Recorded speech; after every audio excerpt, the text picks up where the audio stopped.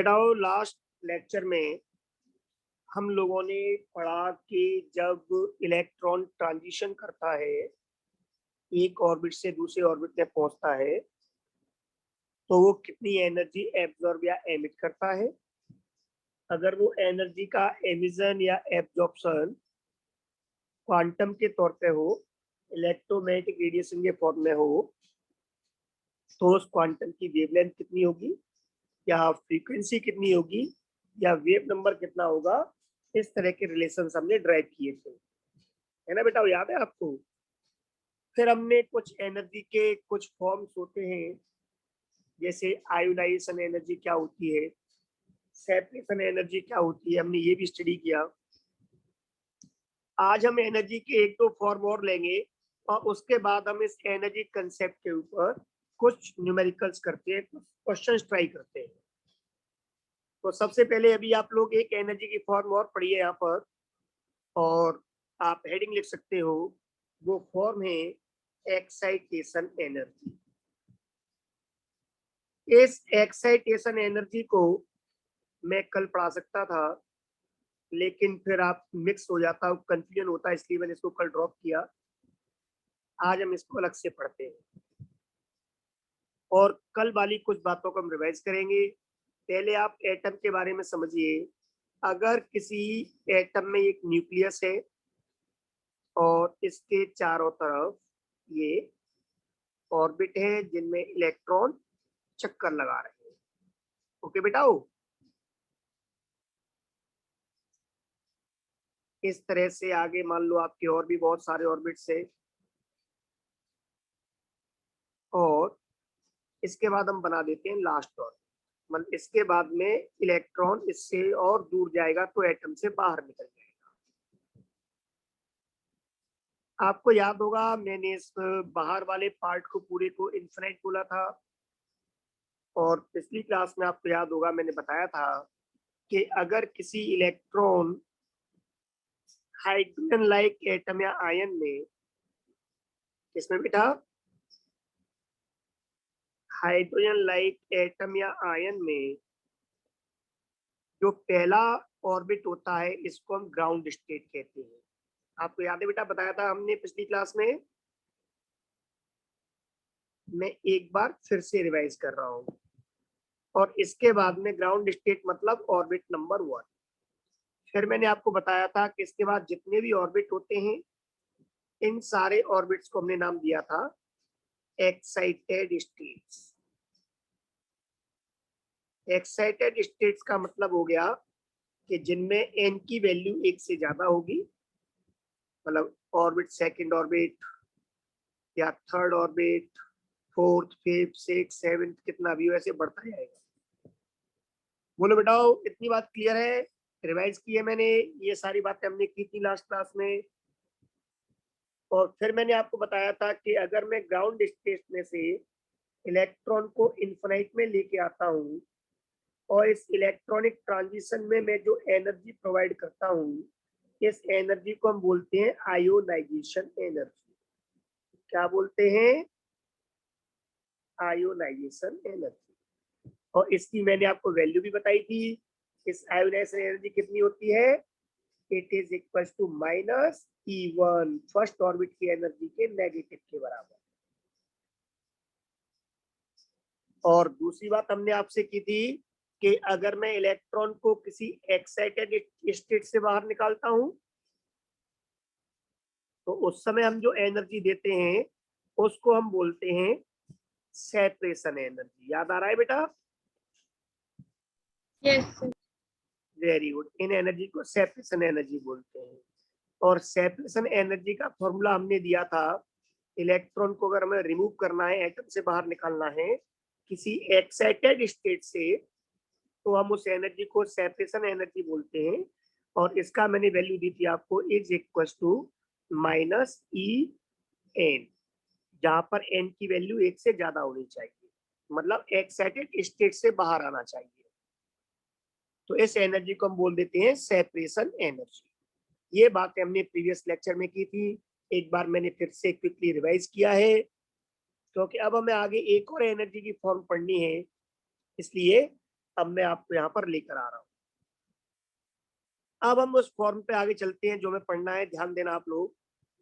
अब मैं इलेक्ट्रॉन को ग्राउंड स्टेट से एनर्जी देकर लोअर स्टेट से हायर में पहुंचाऊंगा सेकंड ऑर्बिट में, या मैं इसे पहुंचाऊंगा बेटा थर्ड ऑर्बिट में, या पहुंचाऊंगा फोर्थ, फिफ्थ, सिक्स, किसी में भी, इवन मैं लास्ट ऑर्बिट तक भी पहुंचा सकता हूं, बट इसे एटम से बाहर नहीं निकालूंगा मैं इसे। मतलब मैं इलेक्ट्रॉन को रिमूव नहीं करूंगा, रिमूव मतलब इलेक्ट्रॉन को एटम से बाहर नहीं जाने दूं। तो अभी भी तो एनर्जी देनी पड़ेगी ना बेटा इस काम में, बोलो। हाँ बेटा, यस सर। Very good. तो वो एनर्जी कितनी देनी पड़ेगी बेटा, कितनी एनर्जी देनी पड़ेगी मुझे, कि जहां से मैं इलेक्ट्रॉन को ले जा रहा हूं ग्राउंड स्टेट से, और जहां तक ले जा रहा हूं उन दोनों ऑर्बिट की एनर्जी के डिफरेंस के बराबर। अगर मान लो ग्राउंड स्टेट में 10 इलेक्ट्रॉन वोल्ट एनर्जी है और किसी दूसरे ऑर्बिट में 50 इलेक्ट्रॉन वोल्ट है, तो मुझे 10 से 50 इलेक्ट्रॉन वोल्ट में जाना है, तो मुझे 40 इलेक्ट्रॉन वोल्ट एनर्जी देनी पड़ेगी, या इलेक्ट्रॉन उतनी एनर्जी एब्जॉर्ब कर लेगा और वहां पहुंच जाएगा। ठीक है बेटा। Yes sir. तो कितनी एनर्जी यहाँ पर देनी पड़ेगी, कि जिस ऑर्बिट में मैं पहुंचा रहा हूं उसकी एनर्जी माइनस मैं कहां से पहुंचा रहा हूं, ग्राउंड स्टेट से फर्स्ट ऑर्बिट से। बस आपको ये ध्यान रखना है कि n इज मोर देन 1। मैं फर्स्ट ऑर्बिट से सेकंड ऑर्बिट में n की वैल्यू 2 हो या n की 3 हो, मतलब थर्ड ऑर्बिट में, फोर्थ ऑर्बिट में, मैं कहीं भी पहुंचाऊं, लेकिन बस एटम के अंदर ही रहे, बाहर नहीं निकले, इन्फिनाइट में नहीं आए बस। तो मैं कितनी एनर्जी दूंगा, उस ग्राउंड स्टेट की और जिस ऑर्बिट में पहुंचा रहा हूं उस ऑर्बिट की एनर्जी के डिफरेंस के बराबर मुझे एनर्जी यहाँ पर देनी पड़ेगी। इस एनर्जी को हम बोलते हैं एक्साइटेशन एनर्जी। क्या बोलते हैं बेटा इसको, एक्साइटेशन एनर्जी। Very good. तो अब एक बार फिर रिवाइज कर रहा हूं जिससे आप कंफ्यूज ना हो, सुन लो ध्यान से। अगर इलेक्ट्रॉन को ग्राउंड स्टेट से बाहर निकाला जाए, एटम से रिमूव किया जाए, तो उस एनर्जी को आयोनाइजेशन एनर्जी कहते हैं। अगर इलेक्ट्रॉन को किसी एक्साइटेड स्टेट, मतलब सेकंड, थर्ड, फोर्थ, फर्स्ट को छोड़कर सेकंड, थर्ड, फोर्थ किसी और ऑर्बिट से बाहर निकाला जाए, एटम से रिमूव किया जाए, तो उसको सेपरेशन एनर्जी कहते हैं। अगर इलेक्ट्रॉन को ग्राउंड स्टेट से किसी एक्साइटेड स्टेट में, मतलब किसी और ऑर्बिट में पहुंचाया जाए, तो उस समय जो एनर्जी देते हैं उसको एक्साइटेशन एनर्जी कहते हैं। और इस प्रोसेस को बोलते हैं कि इलेक्ट्रॉन एक्साइट हो गया, एनर्जी एब्जॉर्ब करके ज्यादा एनर्जी वाला हो गया, है ना बेटा। Yes sir. Very good. तो हम इसके डेफिनेशन लिख सकते हैं। इट मे बी डिफाइंड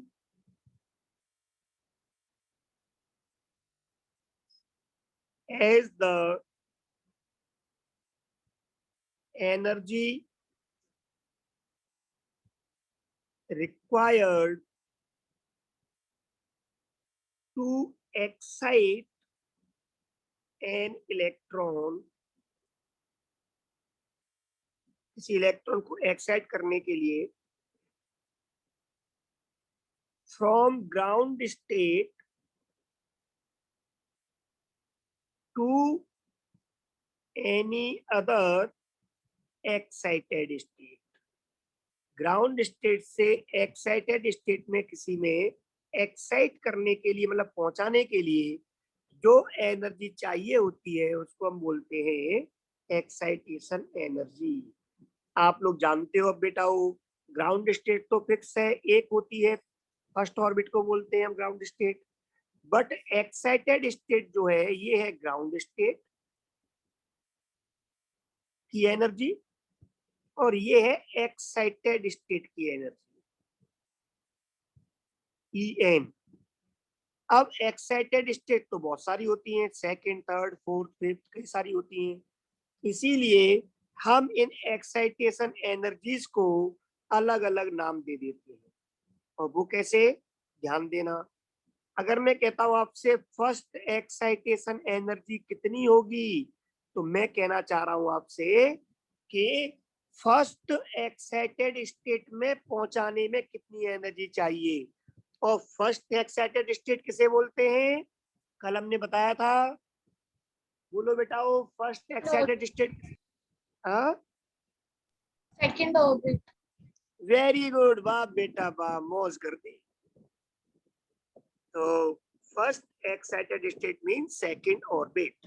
तो सेकंड ऑर्बिट में पहुंचाने के लिए ग्राउंड स्टेट से जो एनर्जी देनी पड़ेगी, वो सेकंड ऑर्बिट की एनर्जी और फर्स्ट ऑर्बिट की एनर्जी के डिफरेंस के बराबर होगी। अगर मैं आपसे कहता हूँ बेटा हो कैलकुलेट सेकंड एक्साइटेशन एनर्जी, तो आप लोग बता सकते हो कि सेकंड एक्साइटेड स्टेट में पहुंचाना है ग्राउंड स्टेट से, और second excited state means third orbit में। तो थर्ड ऑर्बिट की energy minus ground that is first orbit की एनर्जी का डिफरेंस, कितनी एनर्जी हमें उसे देनी पड़ेगी। इसी तरह से मैं आपसे कहूँ थर्ड एक्साइटेशन एनर्जी क्या होगी, कि third excited state that is fourth orbit और ग्राउंड स्टेट की एनर्जी का डिफरेंस एंड सो ऑन। इस तरह से आप आगे चल सकते हो। तो इस तरह से हमने यहाँ पर एनर्जी के कुछ नाम पढ़े, अलग अलग टाइप की एनर्जीज पढ़ी, separation energy, ionisation energy, excitation energy. और हम यहाँ पर अब इन एनर्जीज को कैलकुलेट कर सकते हैं। पर एक बात ध्यान रखें, जब भी लोअर से हायर में इलेक्ट्रॉन जाएगा तो एनर्जी हमेशा इलेक्ट्रॉन द्वारा एब्जॉर्ब होगी, और अगर वो पहले से किसी हायर स्टेट में है तो वो अपने लोअर स्टेट में लौट के आता है। ओके बेटा, और जब लौट के आता है तो जितनी एनर्जी उसने एब्जॉर्ब की हुई थी पहले, वो उतनी एक्स्ट्रा एनर्जी को रिलीज कर देता है, एमिट करता है। इतना क्लियर हो गया बेटा? Yes. Very good. तो मैं यहाँ पर इसके आगे यही एक बात आपसे करने जा रहा हूँ, मेरे साथ साथ आप लोग करोगे। मैं कुछ क्वेश्चन अब यहाँ पर आपके सामने पुट करूंगा, तो आप लोग मेरे साथ साथ उनके जवाब देने की कोशिश करना। बेटा करोगे? Yes, sir. चलो स्टार्ट करते हैं। पहला क्वेश्चन है आपके सामने, calculate number 1 ionisation energy of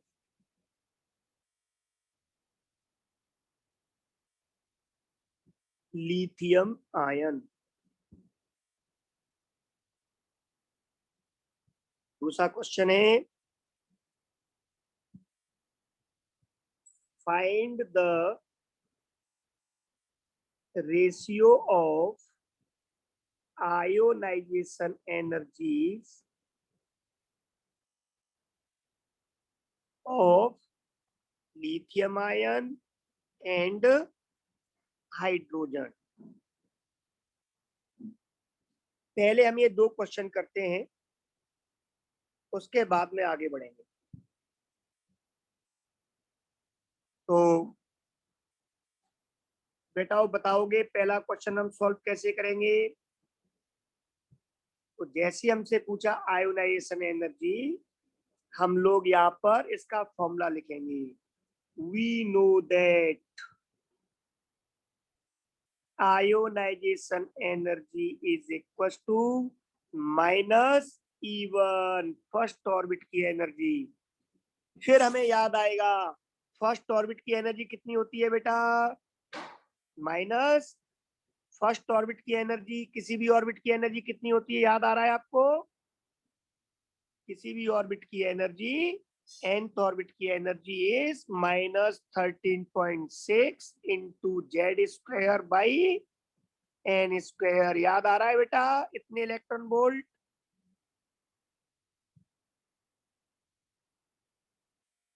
Yes, बेटा sir. और वेरी गुड। तो अब आप यहाँ पर देखो, मैंने कहा फर्स्ट ऑर्बिट की एनर्जी है, तो n कितना होगा 1, तो 1 का स्क्वायर क्या होगा 1, क्या होगा 1 का स्क्वायर 1, और 1 का डिवाइड करोगे तो कोई फर्क नहीं पड़ेगा, सेम वैल्यू रहेगी।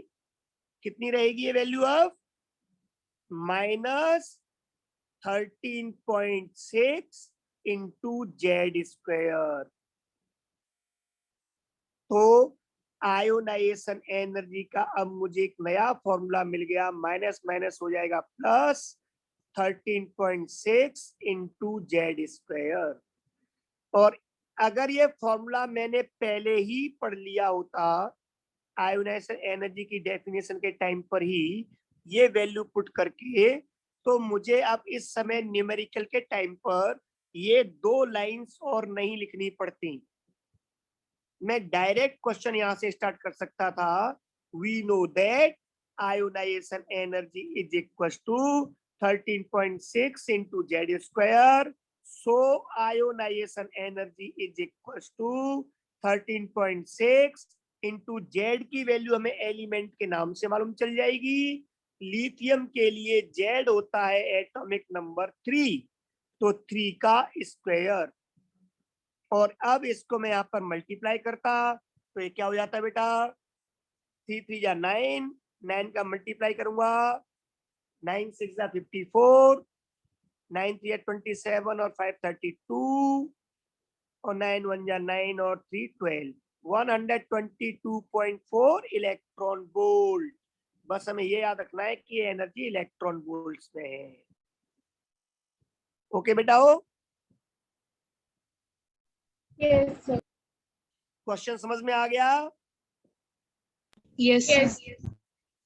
वेरी गुड, इस फॉर्मूले का इंपॉर्टेंस समझ में आ गया। अगर आप लोग आयोनाइजेशन एनर्जी का फॉर्मूला याद कर लेते हो तो ये क्वेश्चन आपका सिर्फ एक लाइन में सॉल्व होना था।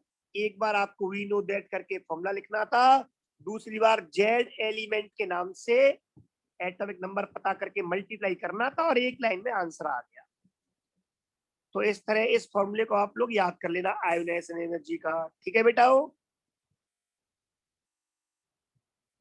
yes, sir. Very good. अब दूसरा क्वेश्चन देखो, इस पहले क्वेश्चन के इसी फॉर्मूले से अब हमारा दूसरा क्वेश्चन अपने आप सॉल्व हो जाएगा। दूसरे क्वेश्चन में क्या किया इन्होंने वो ध्यान दो। अब इन्होंने पूछा है हमसे रेशियो बताओ आयोनाइजेशन एनर्जी का। तो बेटा और रेशियो को तो हम ऐसे भी लिख सकते हैं, आपको याद होगा हमने एटॉमिक रेडियस के क्वेश्चंस किए थे कि हम लोग जानते हैं ionisation energy is equal to 13.6 into z square electron volt. हमने इस फॉर्मूले को लिखूंगा और इस फॉर्मूले से हम मैं कह सकता हूँ रेशियो में बेटा कि कांस्टेंट वैल्यू को अगर आप हटा के देखो तो ये तो कांस्टेंट वैल्यू है, तो प्रोपोर्शनल टू जेड स्क्वायर हो गया, है ना बेटा। और जब दो Yes. वैल्यू हाँ, और जब दो प्रोपोर्शनल होती है तो उनका ratio ionization energy of first case divide by ionization energy of second case will be equal to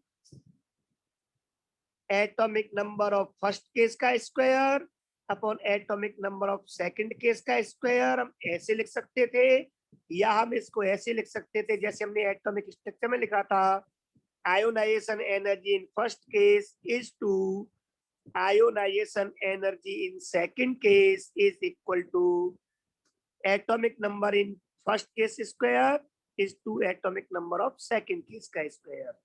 choice is yours, आप लोग अब ऐसे लिखते हो या आप लोग ऐसे लिखते हो, कोई फर्क नहीं पड़ना, क्वेश्चन दोनों से सॉल्व हो जाना है। ओके बेटा हो, तो आपने ये लिखा, यहाँ से फॉर्मूला निकाला, ये फॉर्मूला बनाया और लो साहब सॉल्व हो गया। उसने पूछा हमसे रेशियो, दैट इज ये वैल्यू पूछी है, तो क्या हो जाएगी ये value, then it is equal to Z1 कितना है बेटा, पहला केस क्या है लिथियम, लिथियम का एटॉमिक नंबर कितना होता है 3 डिवाइड बाय सेकंड केस कितना है एटॉमिक नंबर, हाइड्रोजन है सेकंड केस, हाइड्रोजन का कितना होता है नंबर 1, इसका स्क्वायर कितना हो गया 3 3 जा 9। तो आप इसको 9 कह दो या आंसर को 9:1 कह दो, एक ही बात है। ठीक है बेटा हो, Yes, sir. ऑब्जेक्टिव क्वेश्चन में हो सकता है 9:2 रेस की जगह पे केवल 9 लिखा आ जाए, तो ये भी रेशियो ही है, तो 9 का मतलब 9/1 ही हो गया, तो 1 लिखो मत लिखो। तो क्वेश्चन समझ में आ गया बेटा? हमने जो पढ़ा, क्वेश्चंस पढ़ रहे थे, न्यूमेरिकल पढ़ रहे थे, थ्योरी पढ़ रहे थे, हम कंसेप्ट पढ़ रहे थे, वो कैसे यूज होने हैं। आगे बढ़े अब। Yes, sir. Very good. कुछ और क्वेश्चंस लेते हैं, आपके सामने देखो ध्यान से।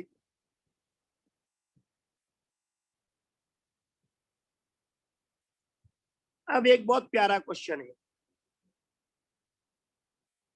मैंने आप लोगों से कहा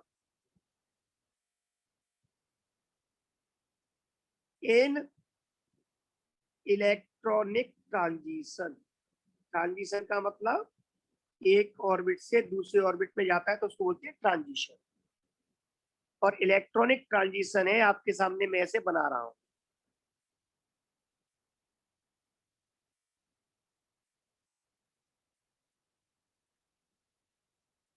ये आपके सामने ऑर्बिट है, ये फर्स्ट ऑर्बिट है, ये सेकंड ऑर्बिट है, ये थर्ड ऑर्बिट है। अब मैं गोल गोल ना बना के ऐसे बना देता हूं। मैंने आपसे पूछा बेटा कि जब इलेक्ट्रॉन यहां से यहां आ रहा है, इस जगह से यहां तक, सेकंड ऑर्बिट से फर्स्ट में, तो इसने अब ये एनर्जी एब्जॉर्ब करेगा या बेटा एमिट करेगा?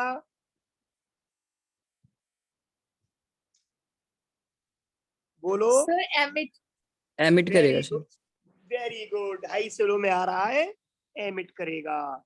तो मेरे बेटा एमिट मान लो ये एनर्जी इसने की क्वांटम के तौर पे, और जिस क्वांटम को इसने एमिट किया उसकी वेवलेंथ है λ1।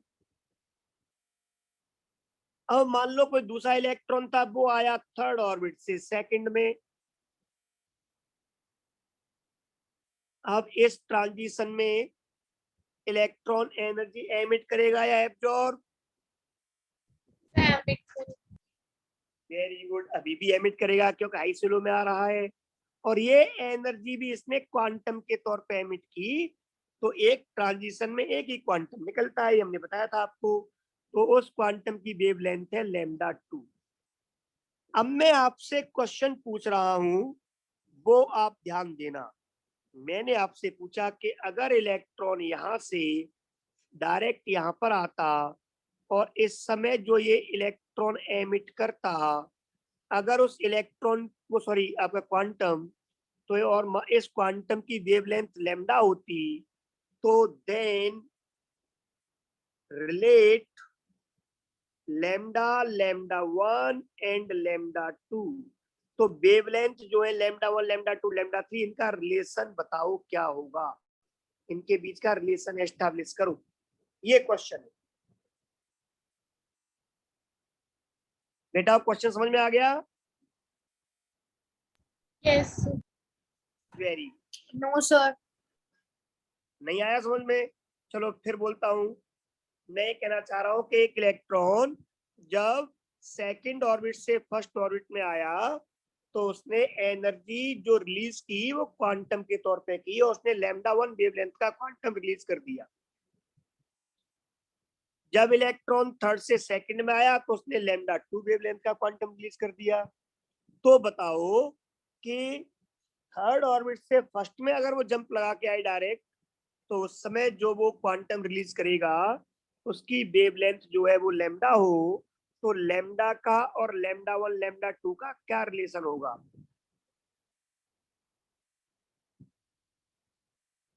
ये मैं इसलिए एस्टैब्लिश करवा रहा हूं कि अगर आप रिलेशन बनाना सीख जाते हो, क्योंकि ये कोई फॉर्मूला नहीं है, ये क्वेश्चन की डिमांड के अकॉर्डिंग बनाना पड़ेगा आपको हर बार। इस फॉर्मूले को आप हर जगह यूज नहीं कर सकते। तो आपको यहाँ पे एक कंसेप्ट समझना है जिससे आप फॉर्मूले बना सको। अब यही क्वेश्चन आपका न्यूमेरिकल्स में आ जाता, वो कहता कि अगर इलेक्ट्रॉन सेकंड से फर्स्ट में आया है, उस समय ये 200 नैनोमीटर या 200 एंगस्ट्रॉम वेवलेंथ का क्वांटम दे रहा है। जब ये थर्ड से सेकंड में आया है, उस समय ये 400 एंगस्ट्रॉम का क्वांटम रिलीज कर रहा है। तो बताओ अगर ये थर्ड से फर्स्ट में आता उसी एटम में इलेक्ट्रॉन, तो ये कितनी वेवलेंथ का क्वांटम रिलीज करता है, ये न्यूमेरिकल बन जाता। पर वो उस न्यूमेरिकल में भी तो आपको इनके रिलेशन पता होता, तभी तो वैल्यू पुट करते हैं बेटा। तो अब यहाँ पर एक कंसेप्ट है, वो सीख लो। कंसेप्ट ये है कि इन ऑर्बिट्स की एनर्जी का डिफरेंस थर्ड और सेकंड का जो होगा, जितना डिफरेंस फर्स्ट और सेकंड और फर्स्ट का होगा, इन दोनों का सम होगा थर्ड और फर्स्ट के डिफरेंस के बराबर। होगा कि नहीं होगा बेटा? Yes very good. तो कंसेप्ट ये कहता है हमारा कि एनर्जीज को हम प्लस माइनस कर सकते हैं इन ऑर्बिट को देखकर। कंसेप्ट ये कह रहा है कि energy difference of 3 to 1, third और फर्स्ट ऑर्बिट की एनर्जी का difference of second and first plus difference of second and third. अब पिक्चर क्लियर होगी बेटा? Yes very good. तो यहाँ पे ये ध्यान रखना कि एनर्जीज का डिफरेंस ये इनके सम के बराबर होगा। और हम लोगों ने बताया, आपका डिस्कस किया था कि अगर क्वांटम निकल रहा हो या एब्जॉर्ब हो रहा हो तो उस क्वांटम की एनर्जी उन ऑर्बिट के एनर्जी डिफरेंस के बराबर होती है। हमने प्रीवियस वीडियोज में डिस्कस कर लिया था ना। यस तो इसका मतलब ये हुआ कि इस ट्रांजिशन में जो क्वांटम निकलेगा उसकी एनर्जी इस डिफरेंस के बराबर होगी। तो वो कितनी होगी? वो एनर्जी होगी, हम क्वांटम की एनर्जी कैसे निकालते हैं अगर वेवलेंथ गिवन हो तो? एच सी बाई लेमडा से। याद आ रहा है? यस तो ये एच सी बाई लेमडा, तो 3 to 1 में क्या है? 3 to 1 में लेमडा है वेवलेंथ, इज इक्वल टू 2 से 1 में एनर्जी क्या होगी क्वांटम की? एच सी बाई लेमडा 1, क्योंकि 2 से 1 में वेवलेंथ लेमडा 1 है, प्लस एच सी बाई 3 से 2 में लेमडा 2 वेवलेंथ है, तो उसकी energy H C by lambda 2 होगी। अब मैं इन दोनों में से एच सी अगर कॉमन ले लूं बेटा, तो यहाँ पे एच सी कॉमन लेने पर क्या बचेगा? 1/λ1 प्लस 1/λ2। मैं अब इस एच सी से इस एच सी को कैंसिल कर दूं एक बार, तो ये फॉर्मूला क्या बन जाएगा? 1/λ इज इक्वल टू 1/λ1 प्लस 1/λ2। ये हो गया रिलेशन, ये आंसर हो गया।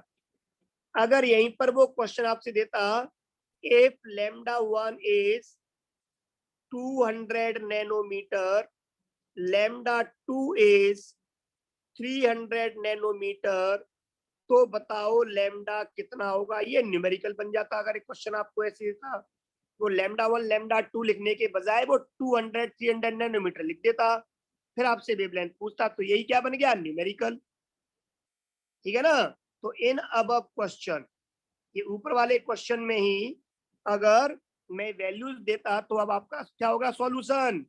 1/λ is equal to 1/200 plus 1/300, LCM आ गया 600,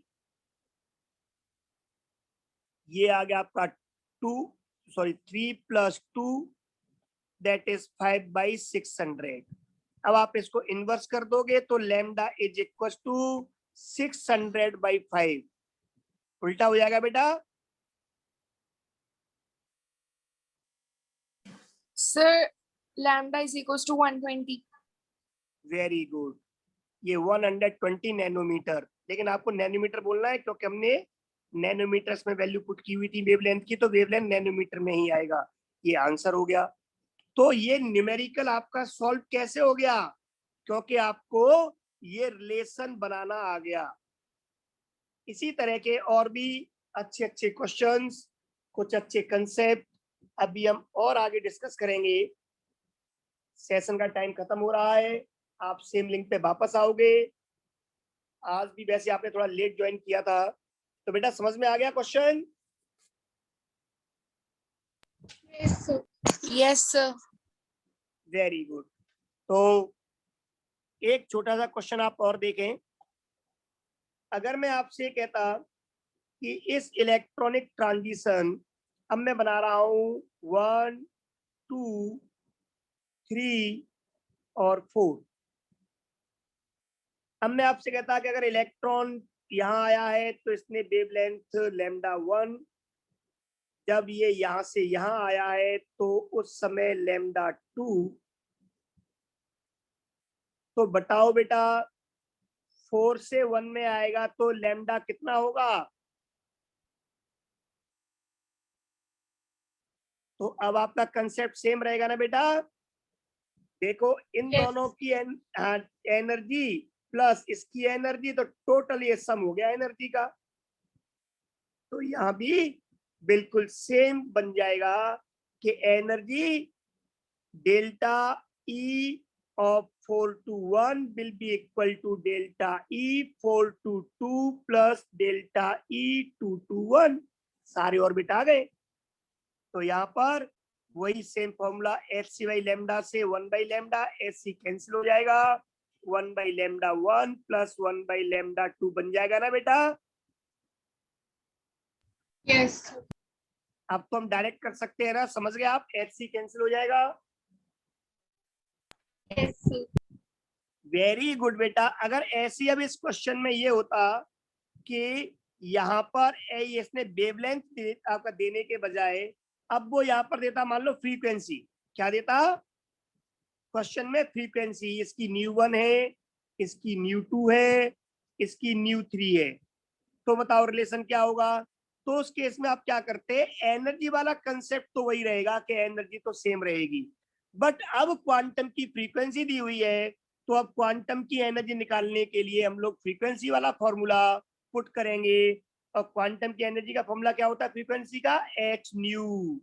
तो पहले केस में क्या हो जाएगा, इसमें एच न्यू 3, फ्रीक्वेंसी ν3 है। इस केस में फ्रीक्वेंसी क्या है? H new 2। इसमें क्या है? एच ν1। आप अगर एच कॉमन ले लोगे तो ν2 प्लस ν1। अब एच से एच कैंसिल हो जाएगा, तो अब क्या हो जाएगा? ν3 इज इक्वल टू ν1 प्लस ν2। बात समझ में आ गई बेटा?